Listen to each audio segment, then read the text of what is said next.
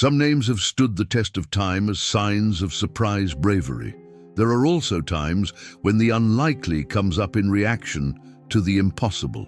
Have you ever thought about what would happen if one woman decided to take on a whole empire? That is what Judith did. In a world where battle plans and brute force are common, her faith, not a sword, wrote the ending of this story. If everything around you was about to fall apart, what would you do? What if your choice meant the safety of everyone you care about? Would you be brave enough to risk everything? Judith did it, and what she did changed the lives of a whole group of people. This story isn't just about a fight that was won, it's also about the strength that can come from nowhere.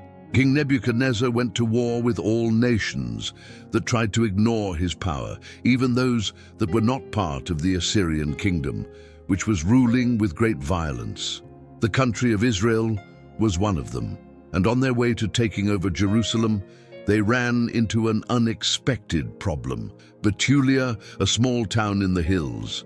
There were not many or strong Bethulias. A key passageway for any force that wanted to get to the heart of Israel, it was just a point on the map for strategic reasons. But because of where it was bound to be a target.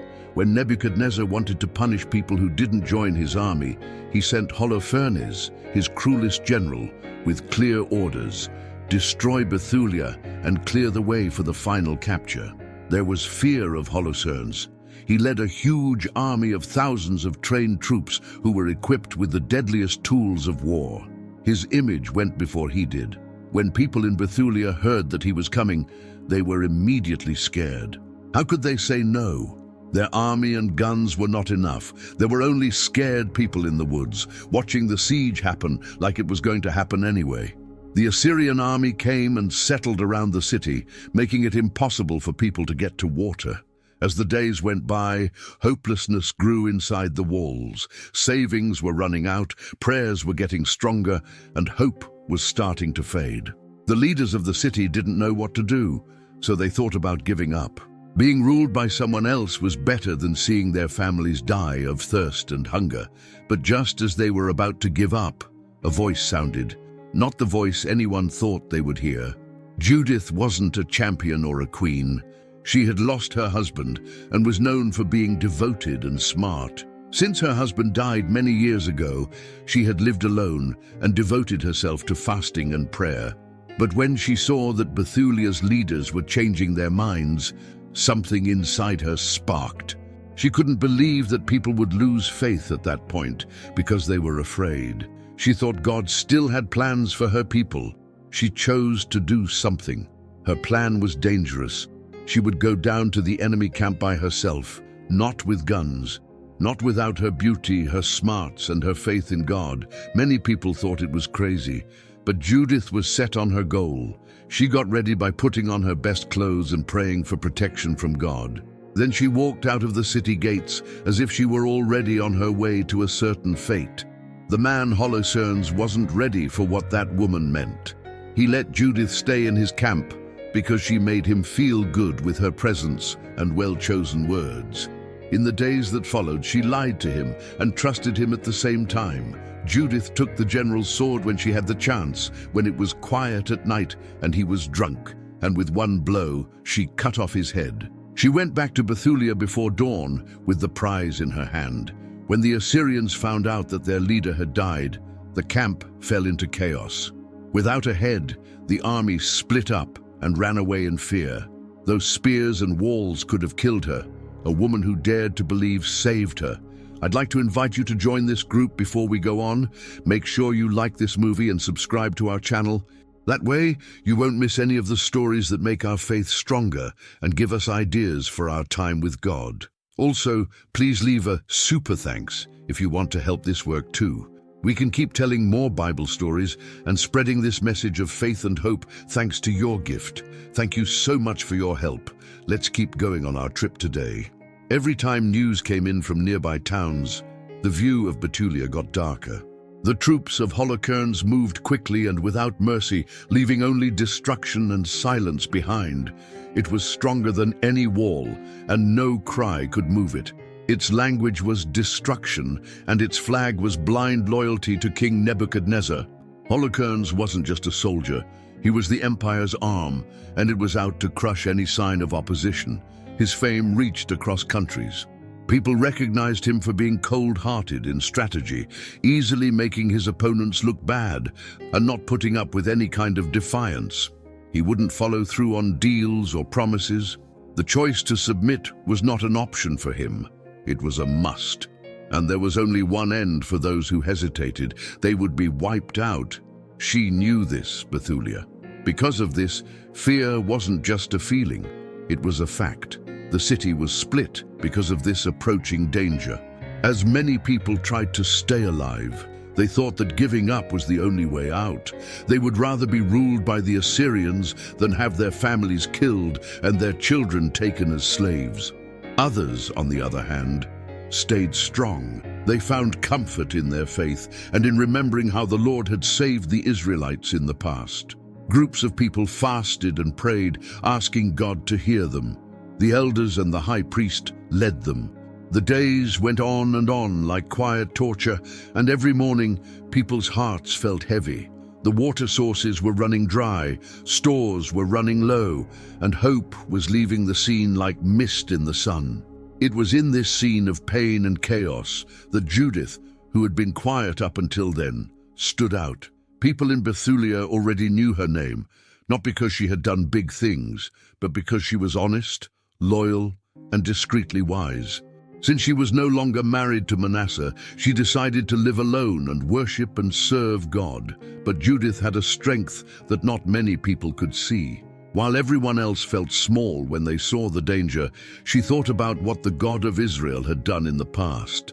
That faith she had wasn't foolish, it was strong, tried and true, grown in the closeness of prayer and duty. It was clear that she had moral power even though she wasn't in a leadership role. And in that tough time, her spiritual awareness helped her move forward. In the arguments between the leaders, she saw a lot of chaos. She could tell that the people living there were losing faith because they had been blocked off for weeks and were thirsty and scared. She knew she had to do something, but she didn't wait for other people to do something. She got ready herself. There were risks that Judith knew about. She was well aware that many people thought she wasn't fit to do anything direct because she was a woman. But her belief wasn't based on what other guys thought. She thought that God picked strange people to help him do his work. Of course, if a widow had to stand up to protect the city, she would.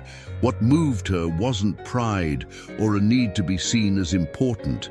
It was zeal, passion for God's name, the memory of the ancestors, and the promises made to Abraham, Isaac, and Jacob. She had zeal for her people, who were still fasting and asking for a miracle. Judith knew that being brave doesn't mean not being afraid.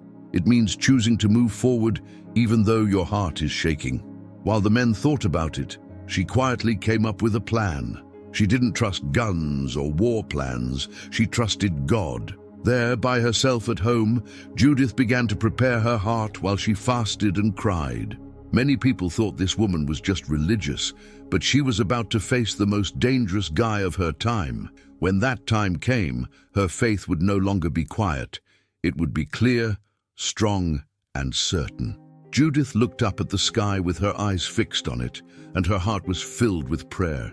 It wasn't just a prayer for help, it was also a cry for direction. To get help, she knew it wasn't enough. She had to be brave and do something. The stories that formed her faith kept coming back to her. Moses raising his staff above the water, David running toward the giant, and Deborah leading the fighters with God-given power. Judy didn't think of herself as less important than them. She knew that the God of Israel was still the same God who had done things in the past. Holofernes led his troops like a dark cloud that grew bigger, showing how powerful and cruel he was. The siege was already tight in Bethulia. The enemy closed all the ways in, so no one could flee or get help. There was no water, no way to talk, and no sign of hope. No matter what day it was, the thirst got worse, and the sadness crept into houses like poison. The silence of towns that had previously spoken out proved the news of other cities that had been destroyed. It was brought by people who were on the run. The Assyrian general didn't run away. He was sure that time would work out for him. It was all he had to do to get the pushback to break down. Fear was already doing a good job of that. Inside the homes, there was a feeling of pain. Families met in silence to try to comfort children who were crying because they were thirsty. The elders were used to believing that God would be true, but now they kept quiet because they didn't want their last days to be marked by shame. The men were split on whether to fight until the end or try to negotiate a retreat. But nobody seemed to know the right answer until Judith stood up, her face calm and her eyes filled with confidence. What she had to do was clear to her. It was time to face Holofernes. The answer came to her heart like a steady breeze after many days of fasting and prayer, but not with knives or yells. Wisdom, tact, and full faith in God's plan would be Judith's weapons. She took great care to get ready. She washed her face, oil rubbed her hair, and put on her most pretty clothes, but not because she was vain. She did these things because she knew how important they were to her purpose. It wasn't a fight on the ground.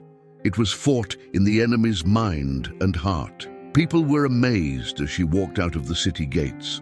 No one knew what a widow who was by herself and didn't have any weapons could do to the leader of a kingdom. Judith only had her unwavering faith and a small bag of ritually pure food with her. As she got closer to the Assyrian camp, the guards stopped her because they didn't know who she was. She said that she was a Hebrew woman and that she had important news for that person. She said she was on the side of winning and ready to tell Bethulia the secrets that would make her give up. Soldiers took her to Holofernes' tent because they were interested. That's where he met her with interest.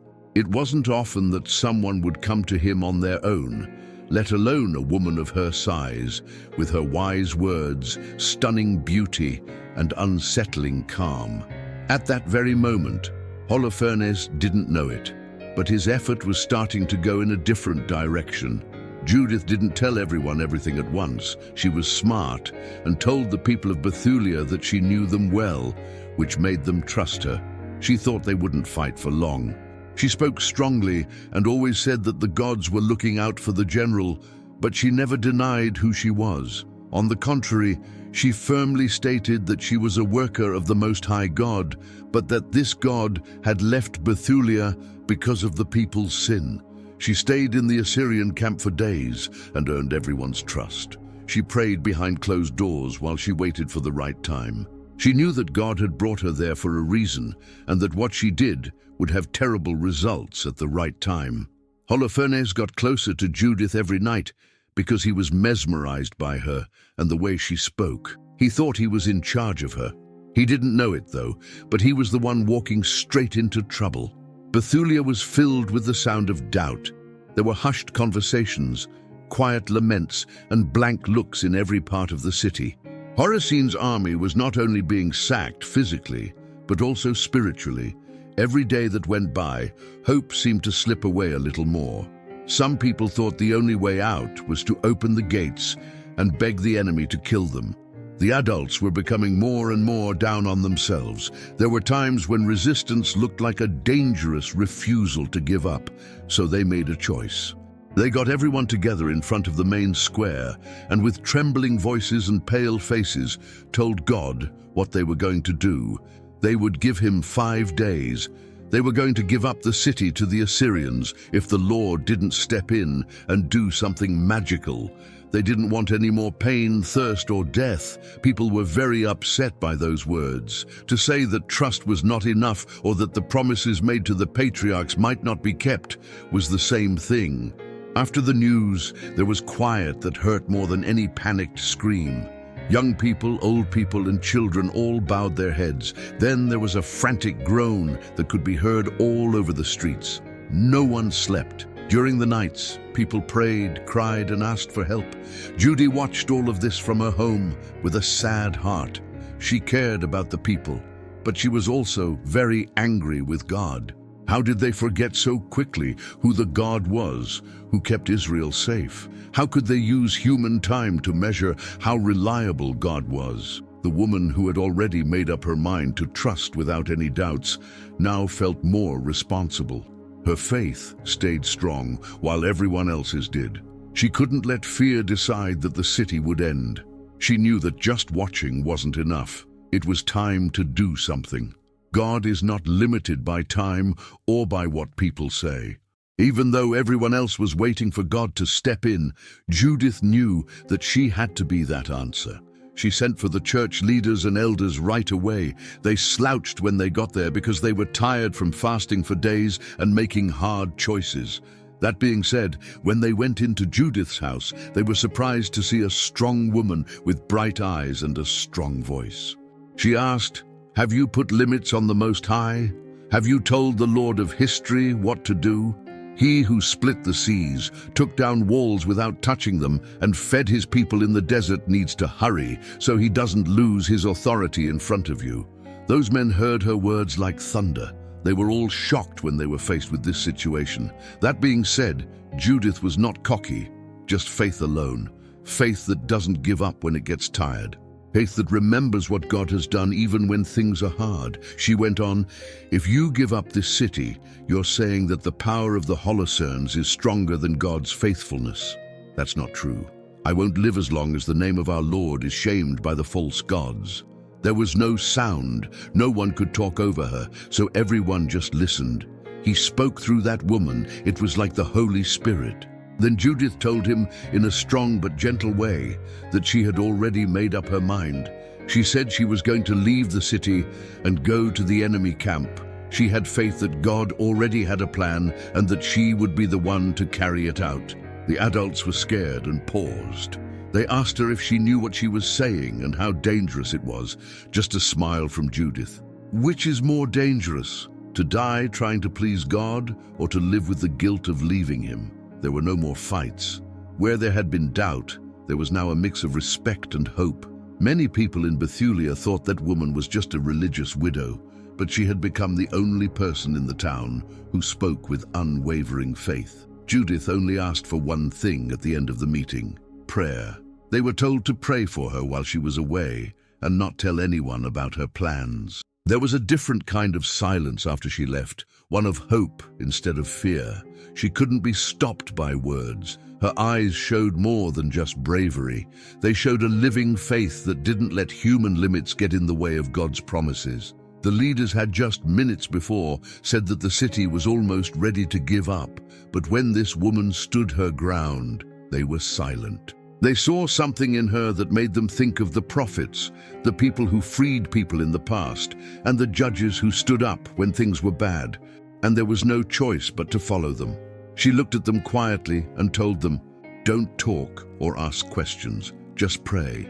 Ask the God of our ancestors to make my hand stronger and show me the way. I'm going to do it in his name." People didn't have to agree with what she said. It just looked for trust. The leaders were shocked at first, but they finally gave in to the spiritual power that came from her. Judith began making plans that same night. It wasn't like any other rite. A blessing was given. She washed her body like a holy person who wants to be pure.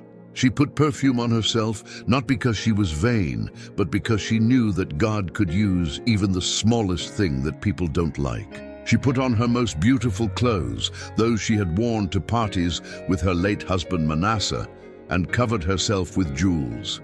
She also carefully combed her hair. The way she was getting ready wasn't to please men, but to carry out a divine plan. Strong weapons would not be enough to beat Holofernes. The Most High had given her great knowledge. I knew it was a different fight because she was there. Even though she looked beautiful on the outside, her real tool was faith on the inside. She knelt down again before leaving. In the room's quiet, her voice rang out, strong but broken. "Lord God of Abraham, Isaac, and Jacob, there's no reason for me to do this. Praised be your name. Let your people see your hand, and let your enemies know that Israel has a God who does things." This prayer wasn't a wish, it was a giving up. She crossed the quiet streets of Bethulia with her maid by her side. Even though the city was asleep, a new part of history was being written. As she got close to the gates, the guards stopped, They were shocked to see a beautiful woman dressed for the holidays asking for passage in the middle of the night. But there was something about her that made people respect her. Her face was both calm and firm at the same time, which I couldn't explain. They made room for her without a doubt. As the figures went out of sight, the guards on top of the wall watched them with their eyes. There were no words said, only prayers were said out loud. It was clear that something strange was going on. Judith was no longer just a religious widow. She was now the hope of a country that was stuck. Even though it was cold outside, she had a strong belief that would not go away. Every step had a reason for being there. She didn't let the rough ground stop her. She had no fear in her heart. Her loyal helper walked beside her in silence, knowing that she was seeing something much bigger than she could understand. Judith was sure of where she wanted to go, to the man who said he would destroy everything in the middle of the Assyrian camp. No one made things up on the spot. Every action, choice, and word had been prayed over and over again with God. Now she was in the enemy's camp, but the Lord would watch over her. The city that was left behind stayed alert. People did not sleep. The older people stayed on their knees. Mothers whispered psalms while holding their kids. In the middle of the night, while Holofernes' army slept soundly, sure that they were going to win, a single woman walked toward them, sure that God had accepted her offer of faith. The road to the enemy camp seemed to get longer with each step. It was a dark night, but Judith didn't think twice. Each step was a complete giving up to the God she believed in. She knew she was going into enemy land and would be surrounded by fighters who were hungry for blood and a general who was known for being very mean. But instead of fear, she walked with the surety that she was on the right path. Soon, the first torches showed up. Guards with swords came up behind them. As they walked toward them, this beautiful woman, who was dressed perfectly and looked sure of herself, their faces turned red with shock. It was strange. She didn't look like she was on the run or like she had been caught. It looked like she came on her own, which made the guards even more suspicious. Judith, on the other hand, was not scared. She spoke clearly to let them know she was there and what she planned to do. She said she had knowledge that could make the difference in Holofernes' win and that she wanted to talk to the commander directly. The troops were confused and didn't know if it was a trap, a miracle, or just crazy talk. But because she was there and what she said was so well thought out, they chose to let her go. People looked at her as she walked across the camp. Soldiers who had been through a lot of blood and violence stood still in front of her. Judith didn't draw her eyes down. She was smart about what she did. With each step, she was sure that the Lord was opening doors for her, even among the godless. This wasn't just any beauty, it was grace that could be seen by people who didn't know her God. It was a surprise how serious everyone was when she was led to the main hall. General Holofernes was taking a break when he heard that a Hebrew woman had arrived and said she had betrayed her people. He immediately ordered that she be let in. He was dying to see for himself who would be so bold as to do that. The air seemed to change when Judith walked through the tent's door. It made Holofernes feel uneasy because he was used to war and power. The woman who was looking at him wasn't a servant or a spy. She was proud, beautiful, and calm. Being with her took away his weapons more effectively than any sword. He tried to hide how it made him feel, but he couldn't hide how interested he was. Judith was smart when she spoke, picking each word with the kind of divine knowledge that only comes from God. She said she had left Bethulia because the people who lived there were doomed, that the Israelites were no longer protected by God because of all their sins, that she knew how to spot the signs of God's absence because she knew the ways of her people. It was because of this that she had chosen to join the winning side. Even though the lie was well thought out, it was told with good intentions. Her actions weren't for her own good, they were part of God's plan. She also told him that she could help the Assyrian army take Bethulia without any trouble if he held out and trusted her. She only asked that she be able to go outside every night to pray and follow her rituals and customs. The notice of such a rare woman made Holofernes feel good, so he agreed without question. It was clear from his directions that no one should stop her from leaving. Because of this, every night, Judith walked to the edge of the camp with her maid. There, away from the soldiers' eyes, she knelt under the stars and gave her whole heart to the Lord. She prayed for knowledge, safety, and most of all, the right time. She was sure she would do well. One shot, just a moment. It was important for everything. The men inside the camp started to think differently about her. She wasn't a prisoner or a cruel traitor. Her calmness, her unwavering dedication, and her perfect behavior, everything about her made people respect her. Many people said the gods watched over her. Some people said she was lucky. No one dared to stand in her way, though. Holofernes became more and more enchanted with this woman and saw in her a prize as valuable as the city of Bethulia itself. But he didn't know that while he thought he was in charge, he was actually being led to his death, one step at a time. The Assyrian camp was excited about something different that day. Holofernes was inspired by Judith's steady presence, so he had a big feast made for her. It was a celebration of a victory he thought he already had over Bethulia and the woman's heart, who interested him more than anyone else. He saw Judith as already a part of his victory. It was the eve of freedom for her. Judith understood that the long-awaited moment was coming up with the same calmness she had shown since the first day. Every little thing was carefully watched, and every move was planned with intelligence. She was sure she couldn't give up. She had to keep up the appearance of weakness because her real strength was hidden by her sense of duty. She prayed to God about the right time for a long time during the day. You couldn't make her brave on your own. She had to trust the person who was leading her every step. It was very dangerous, but she knew that the God of Israel had not sent her there to fail. As evening came on, she got ready. She carefully chose the clothes she wore, including ones that sparkled in the hall lights, accessories that drew attention to her without being too much, and a light cologne that followed her around. There was a reason for every detail. This wasn't for show. It was a holy plan. The big tent had been changed. There were tapestries hanging from the walls, and brass lamps made the fancy tables shine a golden color. The platters were full of wine, meat, and fruit, and music made the men feel like they were a part of an impending success.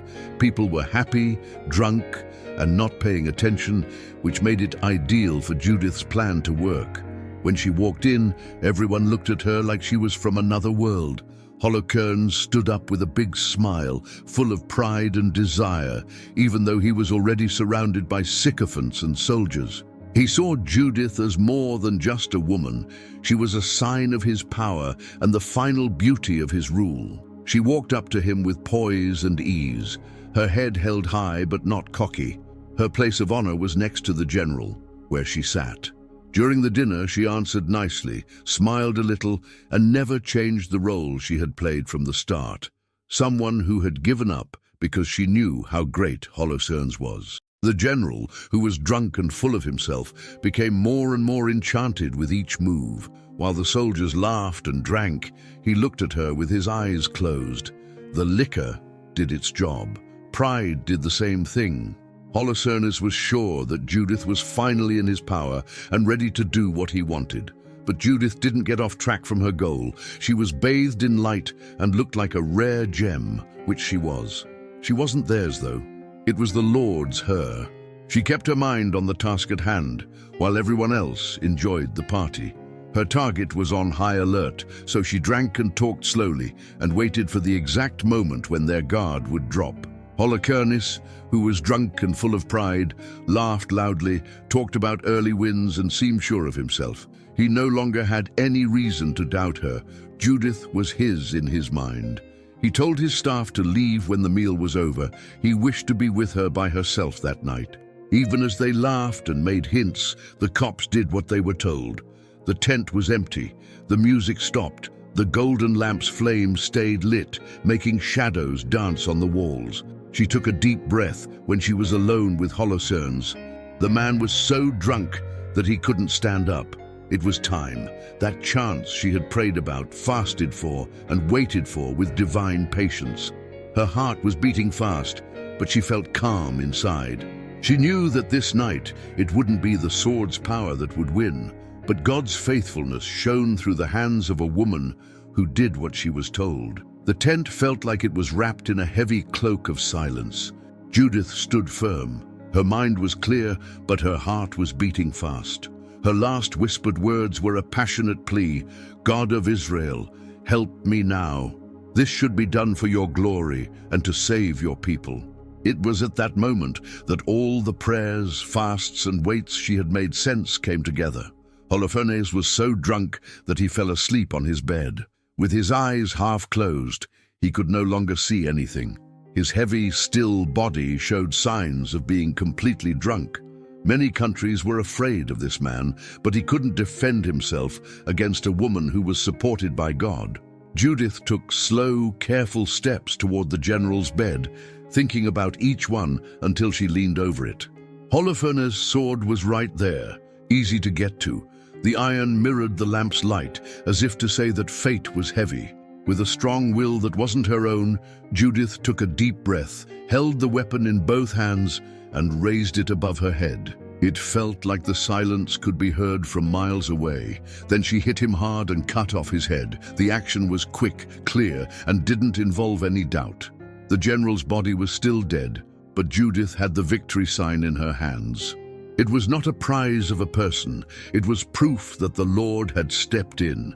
Many people thought the woman was weak, but she now had the sign of Israel's freedom on her. She wrapped the head carefully in a cloth and gave it to her maid, who put it in a bag that was ready for this moment. There wasn't yet time to party. They had to leave without making anyone suspicious. Like the days before, Judith left the tent without a fuss, as if nothing had happened. The guards didn't think anything was wrong because they saw her leave for her nightly prayers. There was no sound at all as they walked through the camp. They didn't get stopped. The two women walked with the calm of someone who knew God's plan and the hurry of someone who needed to get back fast. While Judith was leaving the campfires and sounds of the camp, she felt very thankful. The valley between them and Bethulia seemed to go on forever, but each step they took was a success sign. She whispered, "Lord, you have done it," as she looked up at the sky. "It's not my fame, but yours. Your hand has been raised and the enemy has fallen." They got to the city gates very early in the morning. The guards were shocked when they came back out of the blue and made room for them. Judith walked in with her helper and asked that the elders and the priest be called right away. Soon, a group of interested people gathered. Everyone looked at her, trying to figure out what was going on. After being cool and strong, Judith opened the bag and took out Holofernes' head. After the shock, there was a cry of joy. The scared cries turned into happy ones. The leaders had said a few days before that they would give up in 5 days, but now they were on their knees because they knew that God had worked in a strange way through a woman who was willing to believe. But the victory wasn't quite over yet. The general's head was to be hung on the city walls as a warning to everyone, both people inside and people outside the city walls. That was it. When the Assyrian troops woke up in the morning and saw the sign on the walls, they were scared because their leader was missing. The army, which had been strong up until that point, became scared. Because they didn't have a boss, a lot of people ran away in a mess, and the Israelites killed others when they attacked. There was no more defeat. She wasn't tied down, not by force or large numbers of men, but by a woman's confidence in the God who could do anything. Judith became a bravery icon and a living warning that in times of trouble, the Most High can bring out people who seem unlikely to save us. On that day, people got down on their knees to pray. They sang songs of praise to the Lord, thanked him for being loyal, and celebrated the win. For her part, Judith didn't look for respect for herself. She quietly left, telling everyone that everything had been done to honor God's name. This is why the story of Judith has been told for generations as proof that faith can turn even the darkest night into a morning of salvation. Dawn had just broken, so the city was still quiet when Judith walked through the walls of Bethulia with the proof of her win. When the guards saw that she was still alive, they were shocked. They were too scared to ask anything, so they all ran to get out of the way of her. In their hearts, they seemed to know that something important had happened. Judith walked steadily through the small streets with her loyal helper by her side. People got up and left their homes because of the fast-spreading report that Judith had come back. Every look showed surprise, and every heart beat faster as the excitement grew. The elders and the high priest were already in the central square where everyone went. They were all eager to find out what had happened that night. Judith asked for silence in a calm and commanding way. The clear sign of God's help was in her hands, or rather in the bag her maid was holding. She took Holofernes' head off and held it up in front of the crowd with serious calm. Everything was quiet for a moment, like time had stopped. Then everyone there let out a huge cry of surprise and happiness. Men, women, and kids all yelled with happiness. There were tears in the eyes of many people who were ready to give up. The enemy that everyone feared was dead, and it wasn't spears that killed him. It was a woman's faith that did it. Blessed be the God of Israel, who has delivered into our hands the one who rose up against us. Judith yelled above the disturbance. It wasn't my strength or smarts that brought down our enemy. It was the Lord's power. Her words got to the core of their being. When he felt moved, the high priest got down on his knees, and then the elders did the same. The people in the crowd got sick and started singing praise songs. There was a lot of trust in the air where there had been fear before. A few days ago, Bethulia was thinking about giving up, but now she was full of hope and energy. Judith, on the other hand, didn't let her happiness take over. She knew there was one more thing she needed to do. She raised her voice again and looked straight ahead. This is the moment. We must not lose this win. The Assyrian army doesn't have a head, and soon the lines will be full of confusion.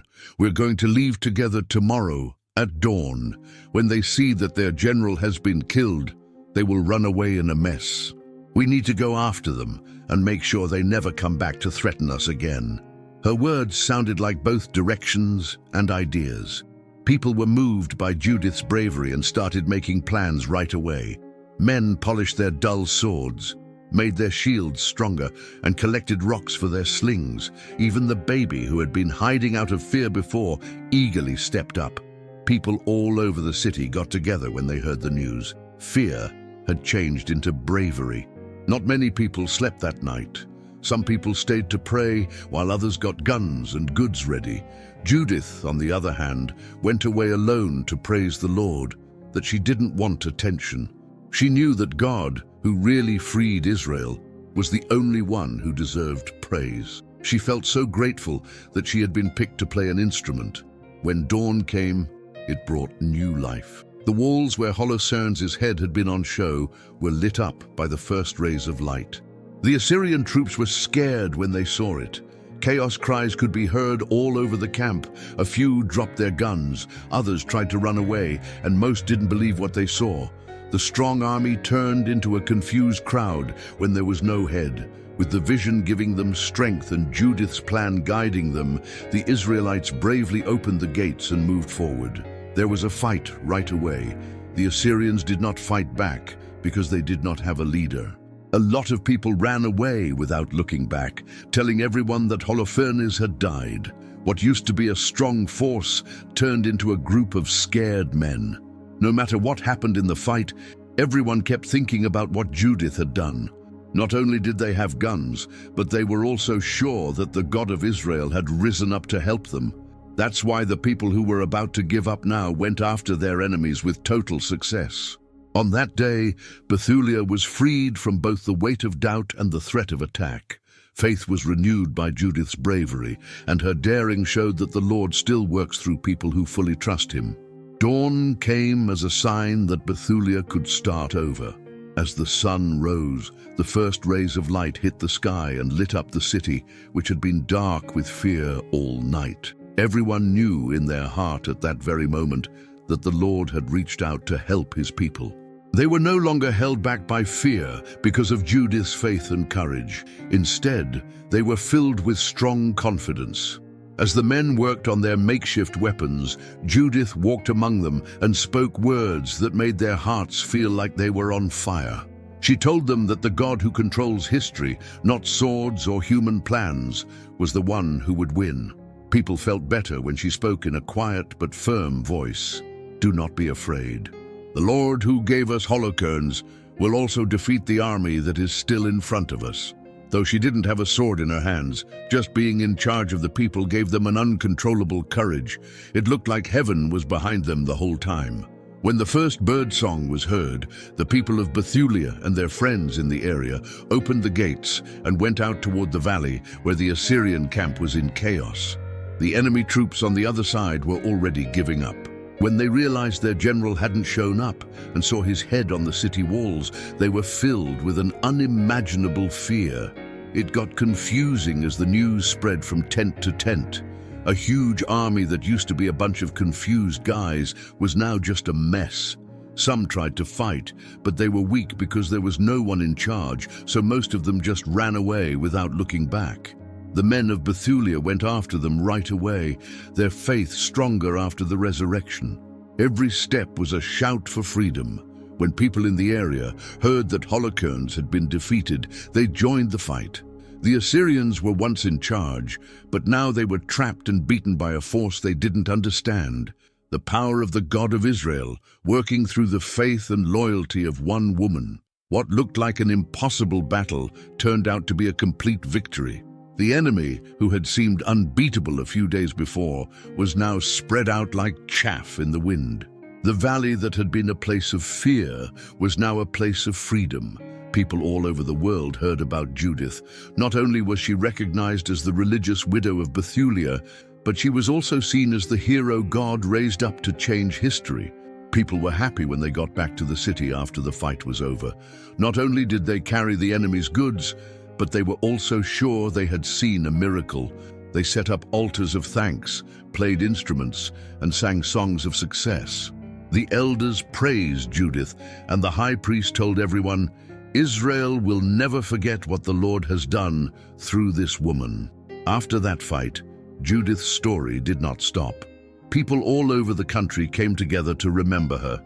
People knew that real strength doesn't come from having a lot of troops or the best guns, but from having faith that doesn't give in to fear. By putting her faith in God, Judith showed that the impossible can become possible. The bravery she showed was felt for many years. When Israel was in danger, her name was always remembered as a source of strength. She didn't think about getting attention for herself, and she didn't use her success as a way to rule. She went back to living a simple life, but she will always be remembered by her people as a live sign that God hears honest prayers and works through people who are willing to believe. So Judith's story still tells us that God can bring light when darkness seems to win, when fear stops us in our tracks, and when hope seems lost. Her story isn't just about a military win, it's also about how faith can change a country. Because Judith's bravery continues to show us that when we put our full trust in the Lord, no enemy is too big, no situation is too hard, and no night is too dark for him to turn into a light of salvation. Sometimes it seems like everything is lost in life. There are times when the problems we face seem impossible to solve, and hope wanes like a burning light. Bethulia felt that way before Judith's bravery changed the course of a whole city's life. That's how a lot of us feel when we face our own unseen foes. That being said, the story of this amazing woman shows us that faith was never meant to be dormant. Faith in God is the source of this life force, movement, and activity. Judith was a heroine, not only because she was brave, but also because she chose to believe even though everyone else did not. She didn't wait for leaders to say yes or look for safety in human words. She made her choice on her own, but she was strong in her belief that the Lord is trustworthy. She was different because she didn't have a sword or an army by her side. Instead, she had faith that wouldn't give in to fear. How often do we wait for someone else to take the first step before we do anything? How often do we let worry or doubt affect the choices we make? Judith shows us that we can win when we put our trust in God instead of our situations. She didn't let defeat talk, set dates, or sad tears get in the way of her confidence. She did not sit still. She put her faith, her prayers, and her hope into action. Never say that something isn't real. Believe that God is bigger than what is real.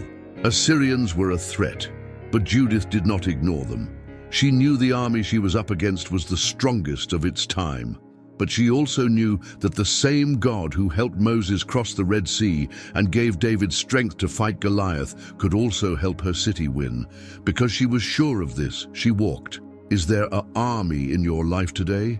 Maybe it's problems that seem impossible to solve, news that makes you feel bad, or situations that make you weak. There is no way out, and fear tells you it's best to give up. But Judith's story shows us that being brave doesn't mean not being afraid. It means moving forward even though you're shaking because you trust in a God who never fails. She shows us that real faith is more than just words or feelings. Real faith means taking action and being ready to do so even if you can't see the win yet. Judith left her house, walked across the walls, and went into the enemy camp. She didn't move because she knew she wasn't by herself. She was always strong because she prayed, spent time with the Lord, and knew that He would take care of her. How many times do we miss miracles because we want someone else to fix our issues? How often do we stay stuck looking for big signs when God is really just telling us to take the first step? Judy didn't wait. She moved forward. And that's why a whole group of people found freedom. This is where her story turns into more than just a memory. It turns into a mirror for us. Every one of us has our own Assyrians, like money problems, sickness, family problems, and deep-seated fears. They look huge and unbeatable. But Judith's lesson is clear. When faith grows, the impossible becomes possible. It doesn't matter how dark the road is, how high the walls are, or how strong the enemies are. The Israelite God hasn't changed. He didn't leave Judith, and He's not leaving us now either. His loyalty lasts for generations and supports those who are brave enough to believe. Even though the story is over, the lesson is still valid. Having faith can change your future. Judith didn't have any high-tech tools or powerful friends. That she had were faith, courage, and trust in the Lord. That was enough to beat a kingdom and give her people hope again. Because of this, her life sends a clear and strong message. Don't let fear control your choices. Not letting hopelessness shut you up should not. Take the first step in faith and watch how God responds. There will always be hope as long as people believe. There will always be a winner as long as there is hope. Many years have passed since Judith's win, and it has been told over and over again as a story of a fight and a living faith. She didn't wait for other people to do something, and she didn't let fear make her choice. She did what seemed impossible because she had full faith in the God of Israel. And that made a huge difference in the history of her people. Do we sometimes get stuck because we think our weakness is stronger than God's? Judith tells us that it's not about how good we are at it, but how willing we are to trust. She was a heroine not because of how well off she was or how strong she was, but because she was sure that the Lord was with her. Her prayer kept her hands strong, and her faith led her feet at all times. I think that when we think about our own problems, we often act like the people of Bethulia did before they were freed, scared, ready to give up, and sure that there is no way out. But Judith shows us that faith can rise up just when we think our power is running out, making roads where there were only walls. People who choose to accept God make a difference. You might be facing a problem that you think you can't handle. It could be a sickness, a family problem, or a battle inside. Fear tries to make you believe that there is no way out and that the only option is to give up. But Judith's story makes us think about what's not obvious. She shows us that having faith doesn't mean sitting around and waiting for things to happen. Instead, it means taking action with courage, knowing that God has already planned the win. It wasn't just a woman facing a general when Judith raised her sword against Holofernes. God's power worked through someone who was brave enough to trust. That's what her story is all about. God can act even when things aren't right. He only needs people who are ready to believe. That's why Judith's memory lives on today. Our attitude like this tells us that the Lord still raises up regular people to do amazing things. Lack of flaws is not important. Trust is. The point is not to be strong, but to obey. It's about Him, not us. Now comes the question, what will you do when your own Assyrians come after you? Are you going to stay frozen with fear, or are you going to take a leap of faith like Judith? People might tell you that you have no hope and that the fight is over. But remember that success doesn't come from using reasoning. It comes from God. It is clear what Judith wants us to do. Don't let fear stop you from having faith. Believe even when everyone else has given up. Be brave and move first when no one else does. Trust that God can make the impossible possible. For all time, that is the main point of the message she left. So don't just respect how brave this woman is. Use it to guide your own life. Think about what faith-based steps you need to take today. What walls do you see that you can't get over? What big bad guys are trying to wake you up? You can choose not to give up like Judith did. The win she won didn't stay in the past. It sounds like a promise that the same God is still at work in the present. He still strengthens hands that are shaking, leads hearts that are lost, and lights the way in the dark. Trust is the only thing that's needed. So, Judith's story comes to an end, not as a faraway event, but as a call to live. May people not only remember her story, but also live it. Perhaps it will give us the strength to follow our faith, even when our fears are stronger. In the end, Judith taught a simple but strong lesson. God does not leave those who trust Him. There is hope where there is faith, and there will always be success where there is hope. If this story touched you, please show this movie to someone else who needs strength and hope. Write what about Judith's life moved you the most, and end it with I trust in God to show your faith. Don't forget to like and subscribe to our station to see more stories about what God does when we trust Him. Thank you for following us to the end of this incredible story. See you in the next video. May God be with you always. Amen.